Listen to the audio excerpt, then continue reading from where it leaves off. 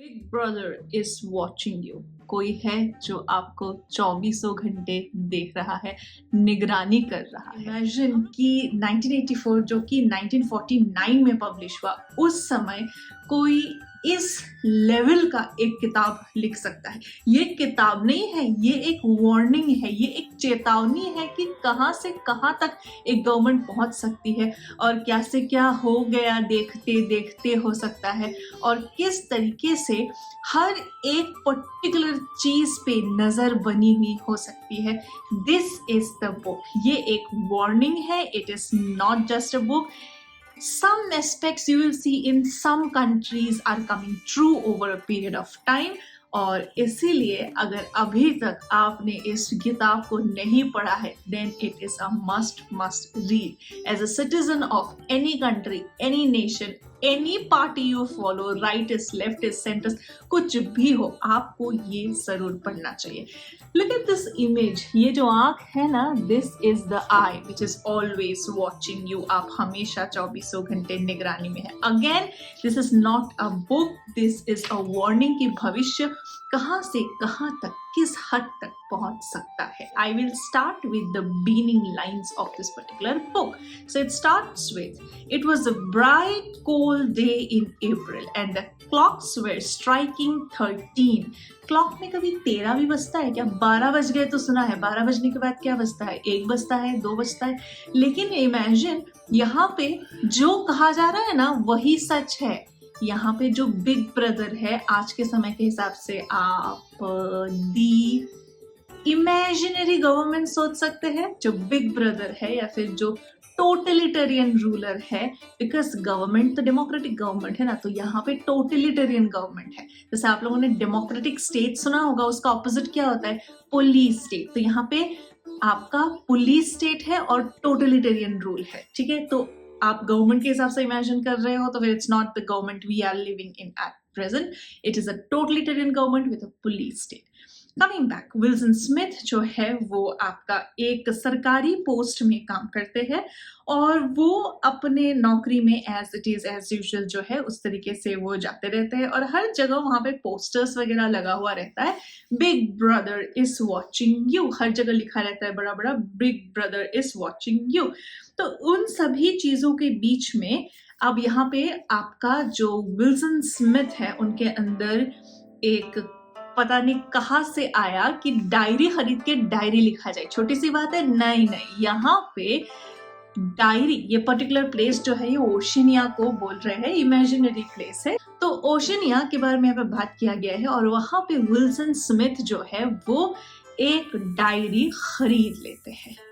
अब जो सरकारी एम्प्लॉयज है ना, वो ऐसे कहीं से भी डायरी नहीं खरीद सकते हैं. उनको जो डेडिकेटेड स्टोर्स है वहीं से खरीदना होता है. तो उस गिल्ट के भाव से भी वो उस डायरी को खरीद लेते हैं, और वहां पे वो लिखना भी शुरू करते हैं. बहुत अच्छे से डिस्क्राइब किया गया है कि थोड़ा सा जो है वो सिगरेट्स को, विक्ट्री सिगरेट्स वहां पे जो यूज करते हैं ना, वो सरकारी लोग हो सकता है उसको यूज करे. तो विक्ट्री सिगरेट्स, फिर जिन का थोड़ा सा लगा लेते हैं, स्मोक कर लेते हैं, उसके बाद बढ़िया वो उसमें लिखना शुरू करते हैं. अच्छा, ये जो पर्टिकुलर प्लेस है ओशिनिया, यहाँ पे मिनिस्ट्रीज है अलग अलग.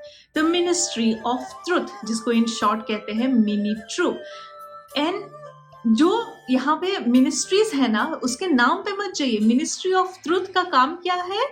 मिनिस्ट्री ऑफ ट्रुथ का काम news, entertainment, education, fine arts को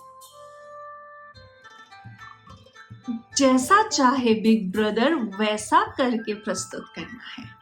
जस्ट अ सेकेंड, क्या कुछ मीडिया हाउस है जो बिके हुए खबरें प्रस्तुत करते हैं आपके सामने? है क्या? जो सच को झूठ दिखाते हैं, झूठ को सच दिखाते हैं? है क्या? तो कुछ ऐसा ही समझ लीजिए. मिनिस्ट्री ऑफ ट्रुथ उसका एक्सट्रीम वर्जन है. जो कहा जाएगा, जैसा कहा जाएगा वही छापेगा, और वैसा ही जो है वो पब्लिश करेगा. अब इसका एक और काम ये है कि सारा इतिहास पलट दो, बदल दो, खत्म कर दो जो था। अब हमें जैसा चाहिए वैसा ही लिखने का, वैसा ही प्रस्तुत करने का, ये एक और काम है। दूसरा है ministry of peace. Ministry of peace का काम क्या है? वॉर स्प्रेड करना, लड़ाइयाँ करना, क्योंकि डिक्शनरी भी बदली जा रही है और जो इनका ओशिनिया का डिक्शनरी है, यहाँ के हिसाब से जैसा हम मतलब कहेंगे ना, हमने ठेका ले रखा है। ठेकेदार होता है ना, आजकल बहुत सारे उभर रहे हैं कि जिसको जो मर्जी वो उस हिसाब से कर दे रहा है। कोई नॉनवेज से पूजा करे दे रहा है भगवान का, है तो उसकी मर्जी है कि नहीं? तो ये जो है मिनिस्ट्री ऑफ पीस जो है, इसका काम है वॉर स्प्रेड करना। और the book starts with war is peace. इनके डिक्शनरी के हिसाब से वॉर का मतलब पीस है। War is peace, freedom is slavery and ignorance is strength. एक और मिनिस्ट्री है, मिनिस्ट्री ऑफ लव। ये क्या करती है? लॉ एंड ऑर्डर मेंटेन करती है। बहुत डरावनी मिनिस्ट्री है ये, सबसे डरावनी मिनिस्ट्री कही गई है। और इसका जो बिल्डिंग है ना, वैसे तो इनका 3-3 हजार से ज़्यादा मंजिलों वाले बिल्डिंग्स है, और इसका जो बिल्डिंग है ना, उसमें कोई विंडो तक नहीं है। इतना डरावना ये वाली मिनिस्ट्री है। और इस तरीके से एक और मिनिस्ट्री है, मिनिस्ट्री ऑफ प्लेंटी, जो कि इकोनॉमिक अफेयर्स को संभालती है। लेकिन अंदर से देखा जाए तो इनकी इकोनॉमी जो है, वहाँ लोगों के पास खाने को भी नहीं है। इस तरीके का सिचुएशन है, people are not living a good life. तो इन सब के बीच में वो क्या करते हैं? वो अपना डायरी लेते हैं और डायरी में वो जो है लिखना शुरू कर देते हैं। अब मीनवाइल यहाँ पे जब वो तब उसी दौरान वो डायरी में आगे चल के तो ये भी लिख लेते हैं कि down with big brother, down with big brother. लेकिन वो उस डायरी में जो लिखना शुरू करते हैं ना, तब वो उतने देर तक समझ जाते हैं कि कभी ना कभी तो पकड़ा जाएगा। और यहाँ एक थॉट पुलिस करके भी है। थॉट पुलिस का काम क्या होता है कि जो इंसान ने सोच लिया ना, सिर्फ डायरी खरीद लिया ना, उतना काफ़ी है उसका मारा जाना। उसको एक्चुअल में डायरी खरीद के उसमें लिख के डाउन विद बिग ब्रदर, वो चाहे लिखे चाहे ना लिखे, उसको पकड़ा जाएगा, उसको पीटा जाएगा और इस हद तक टॉर्चर किया जाएगा जब तक वो अपना स्टेटमेंट दिलो दिमाग से ना बदल दे कि बिग ब्रदर महान है, और इस स्टेटमेंट को हटा दे कि big brother down with big brother. इस लेवल तक का टॉर्चर। अब मीनवाइल यहाँ पे एक और सिनेरियो आता है जहाँ पे वो जो आदमी है वो जाता है, एक महिला आती है, वो जब वो डायरी लिख रहा होता है, जब अपने ही ख्यालों में खोया रहता है, डायरी लिख रहा होता है, उसी दौरान एक आपका महिला आती है और वो उसको किसी काम से वहाँ पे बुलाती है।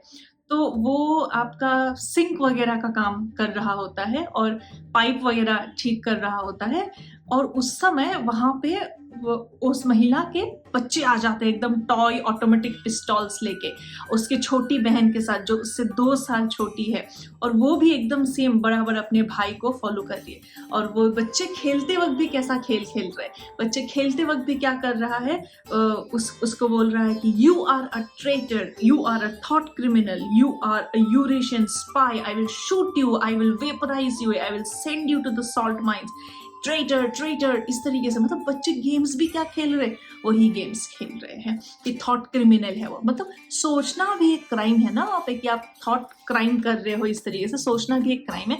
और उसको लिटिल गर्ल जो उसकी 2 साल छोटी बहन थी, वो भी वही सेम चीज़ है उसके पीछे पीछे रिपीट कर रही होती है। फिर महिला जो बोलती है कि अच्छा ठीक है बच्चे, मतलब ये दिखाया गया है कि बच्चों की प्रवृत्ति बचपन से ही वो लोग का भी ऐसा ही हो गया है कि वो लोग भी जो है थॉट पुलिस का हिस्सा आगे बनना चाहते हैं, लोगों को थॉट क्राइम के लिए पकड़ना चाहते हैं। और ऐसा एक परिस्थिति है ना यहाँ ओशिनिया में कि जो बच्चे हैं ना, वो अपने माँ बाप के अगेंस्ट टर्न हो जाते हैं। वो अपने माँ बाप को तक रिपोर्ट कर देते हैं कि ये ऐसा सरकार के अगेंस्ट, ऐसा बिग ब्रदर के अगेंस्ट इन दिस केस सोचने का हिम्मत रख रहा है, और ये ऐसा बिग ब्रदर के अगेंस्ट जो है वो सोच रहा है, थॉट क्राइम कर रहा है। अच्छा, to the future or to the past, to a time when thought is free, when men are different from another and do not live alone, to a time when truth exists and what is done cannot be undone, from the age of uniformity, from the age of solitude, from the age of big brother, from the age of double think greetings। वो इस तरीके से अपने जो है diary में लिखता है। यहाँ पे काम किस तरीके से होता है, यहाँ पे सब लोगों को इकट्ठा किया जाता है हर दिन कि 2 दिन का मेडिटेशन करो, ना जीना। 2 मिनट्स हेट। आज हेट स्पीच सुना है क्या? फेक न्यूज़, हेट स्पीच, एक इंसान को टारगेट करके उसके अगेंस्ट हेट स्पीच। तो ऑल दिस थिंग्स, यहाँ पे हेट स्पीच होता है एक इंसान के अगेंस्ट, बहुत कॉमन, मतलब डेली का ये काम रहता है इनका। And that person is your Goldstein. तो गोल्डस्टेन के अगेंस्ट रोज यहाँ पे हेट स्पीच ऑर्गेनाइज किया जाता है, जहाँ लोग वो बेसिकली चाहता है कि ये जो सरकार है उसको हटा के वो जो है नॉर्मल डेमोक्रेटिक जो रिजाइम रहता है उसको वापस लाना चाहता है। गोल्डस्टेन ये चाहता है कि वो अंडरग्राउंड का हिस्सा सा रहता है और वो एनिमी है आपका इस गवर्नमेंट का, बिग ब्रदर का एनिमी है। लेकिन उसको हर दिन 2 मिनट के स्पीच में क्या दिखाया जाता है? इमैनुअल गोल्डस्टेन का फोटो दिखाया जाता है और एनिमी ऑफ द पीपल कहा जाता है कि ये जो है लोगों का एनिमी है, लोगों का दुश्मन है। अब ये सब स्टेट तो समझ में आ गया कि किस लेवल का टोटलिटेरियन स्टेट था। अब इस बुक में चैप्टर नंबर 5 तक आते आते एक सिनेरियो आता है जहाँ पे कैंटीन में वो सब लोग बैठे हुए होते हैं और वहाँ उन्हें उनके एक दोस्त मिलते हैं जिनका नाम होता है साइम। साइम उनके साथ ही काम करते हैं, मतलब रिसर्च डिपार्टमेंट में वो काम करते हैं। काम न्यूज़स्पीक का ही है, यानी कि आपका जो वो लोग डिक्शनरी टाइप बना रहे थे ना, वर्ड्स का मीनिंग चेंज करके और बाकी सब बुक्स वगैरह को जो रीराइट कर रहे थे अपने हिसाब से, वही काम है। और वहाँ पे जो साइम है वो एक स्पेशलिस्ट थे। तो जब साइम विंस्टन से मिलते हैं कैंटीन में तो वहाँ पे साइम पूछते हैं कि तुम्हारे पास कोई रेजर ब्लेड है क्या? तो विंस्टन कहते हैं not one, said Winston with a sort of guilty haste, I have tried all over the place, it did not exist any longer. मतलब वहाँ पे क्या है, रेजर ब्लेड्स का भी शॉर्टेज जैसा हो गया था। कभी बटन्स नहीं मिलते थे, कभी वूल नहीं मिलता था, कभी शू लेसेस नहीं मिलता है, और अभी जो है वो रेजर ब्लेड्स नहीं मिल रहे थे। वो मतलब फ्री मार्केट में ही ज़्यादा मिलता है, वो उन लोग को जो स्पेशल स्टोर्स से लेना होता था ना वहाँ पे वो नहीं मिलता है। I have been using the same blade for 6 weeks, he added untruthfully. कि मैं तो वही ऐसे झूठ मूठ का बोल दिया कि मैं तो 6 हफ्ते से वही सेम ब्लेड्स जो है वो यूज़ कर रहा हूँ। फिर साइम पूछते हैं विंस्टन से कि कल जो प्रिजनर्स को हैंग किया गया था ना यस्टरडे, क्या तुम देखने गए थे? तो विंस्टन बोलते हैं I was working, I shall see it on the flicks I suppose. A very inadequate substitute, Syme said. So यहाँ पे अब इनका क्या है, ये तो इतना बिग ब्रदर सपोर्टर है नहीं, तो बिग ब्रदर के जो यहाँ पे प्रिजनर्स हैं उनको हैंग करना देखने जाना इनको इतना पसंद नहीं था। बाकी लोगों को खूब मजा आता था हैंगिंग देखने जाने में। वो जो बच्चे थे ना छुटंके इसके पहले, तो वो लोगों को भी उसी हल्ला कर रहे थे कि वो लोग को नहीं जाने को मिला हैंगिंग देखने के लिए, तो बच्चे बच्चे तक हैंगिंग देखना जाना चाहते थे। इस लेवल का यहाँ पे सोसाइटी हो गया। तो his mocking eyes roved over Winston's face. I know you, the eyes seemed to say. I see through you. I know very well why you did not go to see those prisoners hanged. Syme कहता है सब समझ रहा हूँ मैं, तुम क्यों नहीं गए उन प्रिजनर्स का हैंगिंग देखने। तो ऐसा बोलेगा तो क्या लगेगा कि ये भी अंडरग्राउंड ही है क्या? ये समझ गया क्या कि मैंने थॉट क्राइम कर लिया है, मैं इसलिए नहीं गया, मैं बिग ब्रदर के अगेंस्ट सोच रहा हूँ। तो ऐसा डरेगा ना इंसान कि ऐसा हुआ। तो उसके बाद क्या होता है, it was a good hanging said Syme, I think it spoils it when they tie their feet together. मतलब उसको और उनको तड़पते हुए देखने में मजा आता है। I like to see them kicking and above all at the end the tongue sticking right out and blue, a quite bright blue. That's the detail that appeals to me. इस लेवल तक वहाँ पे लोग थे कि उनको ये सब देखने में मजा आ रहा था। Next please, yelled the white aproned prole with the ladle. Winston and Syme pushed their trays beneath the grill. तो अब उन लोग को क्या है कि खाना वाना खाना है ना, तो इसीलिए खाने का प्लेट ले लेके वो लोग आगे जा रहे हैं और इस तरीके से विक्ट्री कॉफ़ी लिया, ब्रेड लिया, चीज़ लिया और इस तरीके से वो अपना खाना पीना लेके टेबल पे बैठ के खाना खा रहे हैं। There's a table over there under the telescreen, said Syme. Let's pick up a gin on the way. तो वो टेलीस्क्रीन मतलब जहाँ से बिग ब्रदर सब देख रहे हैं ना, तो वहाँ से वहाँ पे जिन लेते हैं और वहाँ पे बैठ के जो है बढ़िया खाना खाएंगे, इस तरीके से। How's the dictionary going on, said Winston, raising his voice to overcome the noise. तो वो पूछते हैं कि डिक्शनरी जो आप लिख रहे हो वो कैसा जा रहा है, जिस पे साइम कहते हैं slowly, I am on the adjectives, it's fascinating, the 11th edition is the definitive edition, we are getting the language into its final shape। मतलब वो लोग अब एक नया लैंग्वेज जैसा ऑल टोटल लाना चाह रहे हैं, जहाँ पे वॉर इज पीस, इस तरीके का एक मतलब पूरा नया लैंग्वेज ही अपना बना देना चाह रहा है। और कुछ वर्ड्स है जिनको पूरी तरीके से डिस्ट्रॉय करना चाह रहा है। We are destroying words, scores of them, hundreds of them every day. We are cutting the language down to the bone. The 11th edition won't contain a single word that will become obsolete before the year 2050। इस तरीके का वो एक नया language यहाँ पे coat कर रहे हैं। अब यहाँ पे खाना खाते खाते बात करते करते साइम कहते हैं, There is a word in newspeak, I don't know whether you know it, duck speak, a quack like a duck. It is one of those interesting words that have two contradictory meanings. Applied to an opponent, it is abuse. Applied to someone you agree with, it is praise।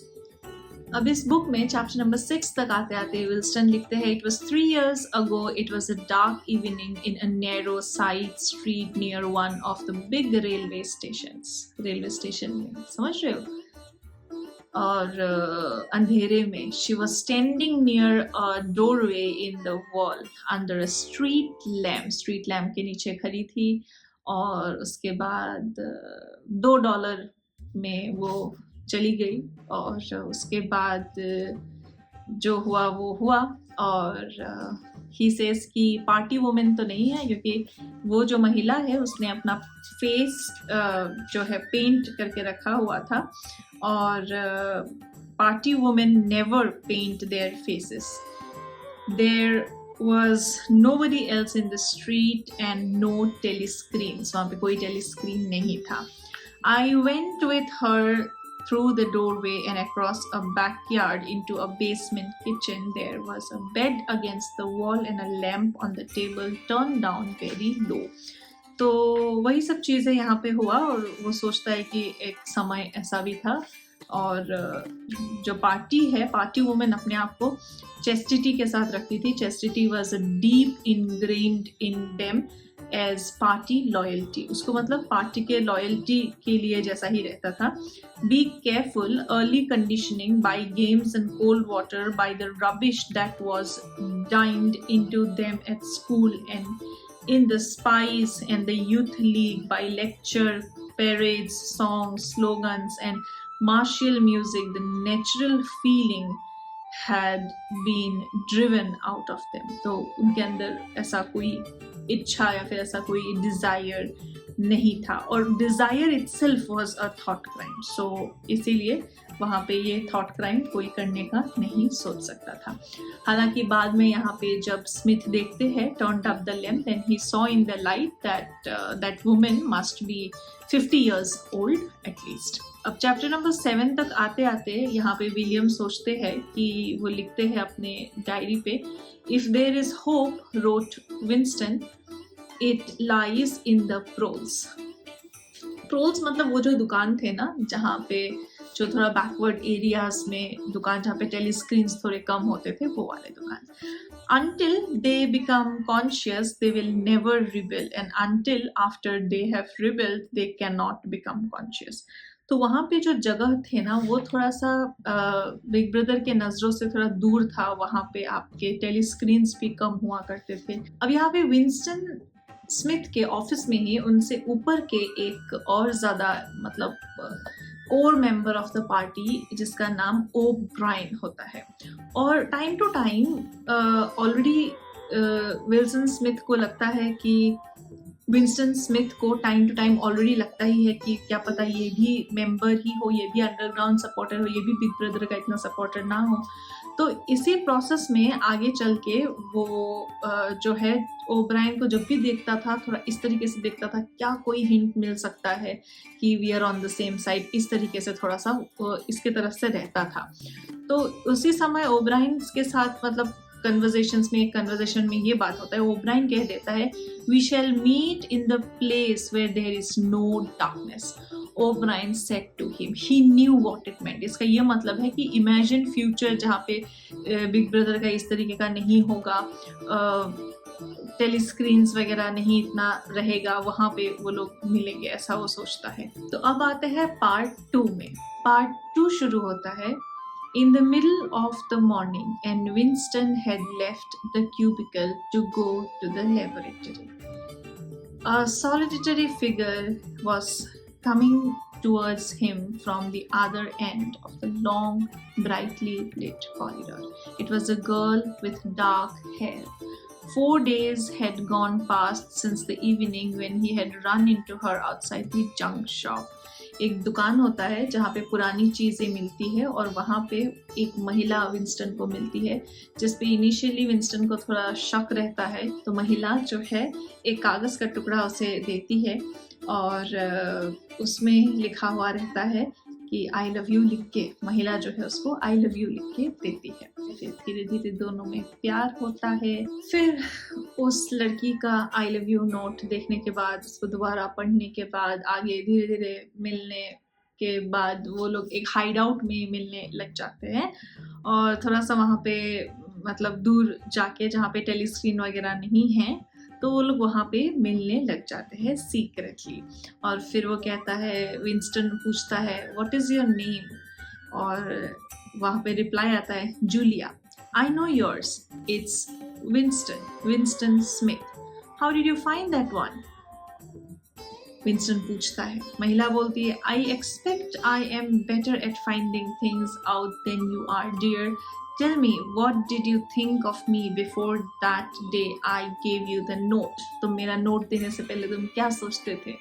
तो वो कहता था I did not feel any temptation to tell lies to her. Winston Smith और Julia की कहानी एक समय पे पीक पे पहुंच जाती है और दोनों लोग एक जो शॉप था ना पहले जहाँ से उसने डायरी वगैरह लिया था, जिसके ओनर के साथ उसकी थोड़ी बातचीत होती थी, उसी शॉप के ऊपर वाले फ्लोर में जहाँ पे कोई टेलीस्क्रीन नहीं था और शॉप के ओनर ने भी बोला कि इस कमरे में मैं और उसका वाइफ जब जिंदा थी तो वो लोग रहते थे और वहाँ कोई टेलीस्क्रीन नहीं है।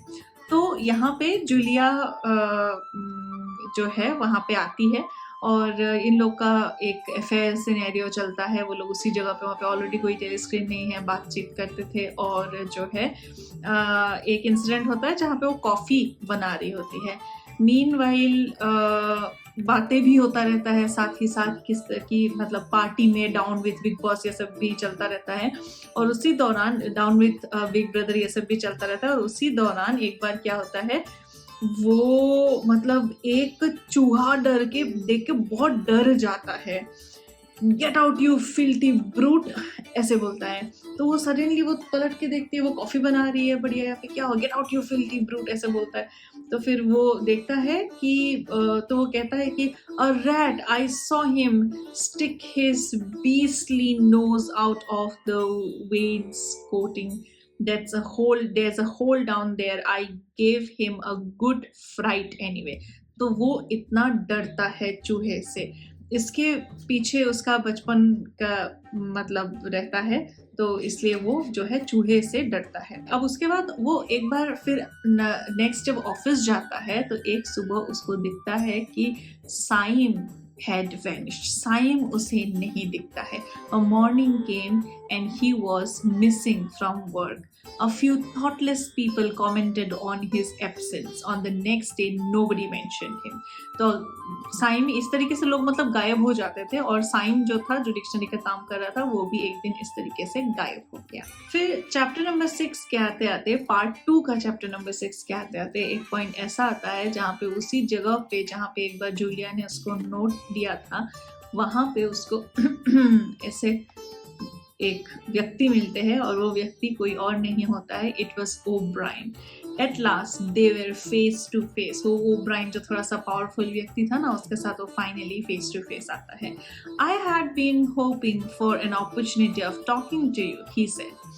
I was reading one of your Newspeak article in the Times the other day. You take a scholarly interest in Newspeak, I believe. Winston had recovered past of his self-possession. Hardly scholarly, he said. I am only an amateur. It's not my subject. I have never had anything to do with the actual construction of the language. अब इसी process में किसी काम के लिए जो है इसी वर्क से रिलेटेड ओब्रायन उसको घर पे बुला लेता है। और ओब्रायन के बारे में पहले से विंस्टन स्मिथ ये सोचता था कि कहीं ये पार्टी से ही रिलेटेड तो नहीं है, पार्टी का ही तो नहीं है। फिर एक मोमेंट पे ऐसा बिलीव जनरेट हो जाता है कि ओब्रायन जिस पे शक था कि कहीं वो भी तो अंडरग्राउंड का नहीं है, तो ये इंसान ज़्यादा खुलने लगता है। विंस्टन स्मिथ उसके सामने ज़्यादा खुलने लगता है, जहाँ पे एक ऐसा पॉइंट भी आ जाता है जहाँ पे anything that we are capable of करने को रेडी हो जाता है विंस्टन और उसकी गर्लफ्रेंड जूलिया, कि हम लोग भी अंडरग्राउंड का हिस्सा बनना चाहते हैं और हम लोग भी जो है बिग ब्रदर के अगेंस्ट फाइट करना चाहते हैं और ब्रदरहुड का मेंबर बनना चाहते हैं, कि ब्रदरहुड बोल के कोई है जो कि बिग ब्रदर के ऑपोजिट में है। इस तरीके से सोचने लगता है। तो ओब्रायन पूछते हैं, you are prepared to give your life? बोलता है, yes. You are prepared to commit murder? Like yes. To commit act of sabotage? Yes. To betray your country to foreign powers? Yes. सब कुछ में जब yes yes मिलता है तो फिर जो है ये सोचता है कि ये लोग तो, फिर एक क्वेश्चन आता है कि कौन सा इनका सबसे वीक पॉइंट है, और वो होता है you are prepared the two of you to separate and never see one another again. No broke in Julia. तो जूलिया बोली ये नहीं कर सकते, फिर ओब्रायन भी बोला नहीं ये नहीं कर सकते, एक दूसरे से दूर नहीं रह सकते। तो पता चला कि यही इनका पॉइंट है, तो इसी पॉइंट को लेके जो है इनको पकड़ा जाए। और आगे चल के क्या होता है, जिस कमरे में वो लोग थे ना, जहाँ पे उनको लगा था कि यहाँ तो कोई टेलीस्क्रीन नहीं है, वही पता चलता है कि एक टेलीस्क्रीन होता है। और इस पूरे समय वो लोग को बिग ब्रदर देख रहे थे और दोनों लोग को पकड़ के जेल में डाल देते हैं। और मारते नहीं है, इतना टॉर्चर करते हैं कि वो पहले बोलता था down with big brother, down with big brother, और टॉर्चर कर करके एक लेवल, एक पॉइंट ऐसा आता है जहाँ पे वो इंसान क्या है, उसको रूम नंबर 101 में ले जाता है। रूम नंबर 101 एक ऐसा रूम होता है जहाँ पे बहुत सारे अलग अलग एक्सपोज्ड इनटू येलो लाइट और बहुत सारे अलग अलग लेवल ऑफ टॉर्चर्स रहता है। और उन सब टॉर्चर्स में फाइनली चल के जो है यहाँ पे विंस्टन स्मिथ ये कर लेते कि नहीं, 2 + 2 इज नॉट 4, 2 + 2 इज 5। तो वो इस चीज़ को मान लेते हैं, और जब इस चीज़ को मान लेते हैं, सब कुछ हो जाता है, तो फाइनली ये यहाँ पे जो ओब्रायन है वो उसका सबसे ज़्यादा वो किस चीज़ से डरता था, रैट से डरता था ना। तो एक रैट से फुल जो स्पेस है वहाँ पे, मतलब रैट्स के सामने उसको छोड़ देने का ये काम करता है। तो इससे पहले कि रैट्स उस तक पहुँचे, वो बोलता है कि नहीं मेरे पे मत छोड़ो, जूलिया पे छोड़ दो। तो ये जो इनका प्यार था, मॉरल था, एक दूसरे से अलग नहीं हो सकते, ये सब था। Everything breaks down and finally jail से निकलने के बाद जब दोनों लोग एक दूसरे से मिलते हैं, दोनों लोग एक दूसरे को बोलते हैं कि नहीं मैंने तुम्हें धोखा दिया, वो बोलती है मैंने तुम्हें धोखा दिया। और इस तरीके से एक दूसरे से फिर मिलके भी कोई ऐसा प्यार व्यार जैसा सिनेरियो नहीं रहता है। और फिर लास्ट में जो विंस्टन स्मिथ एक वक्त सोचता था कि वो सरकार के वो बिग ब्रदर के अगेंस्ट जाएगा, वो अब क्या करता है, अगेन बिग ब्रदर महान चिल्लाने लग जाता है। तो थॉट क्राइम से लेके, थॉट क्राइम को वॉश आउट के टॉर्चर से लेके फाइनली वो फाइनली जाके क्या करता है, बिग ब्रदर का ही बुनियाद करता है। Thank you so much everyone. This is not just any book, this is a warning and you must read this particular book. ये नहीं पढ़ा तो क्या पढ़ा, ये एक वैसा लेवल का बुक मुझे लगा। for all the political structure across the world, irrespective of the party in power. This is a must read. तो एनिमल फार्म और 1984 ये दो किताब आपने अगर नहीं पढ़ा है अब तक ज़रूर पढ़ें. Thank you.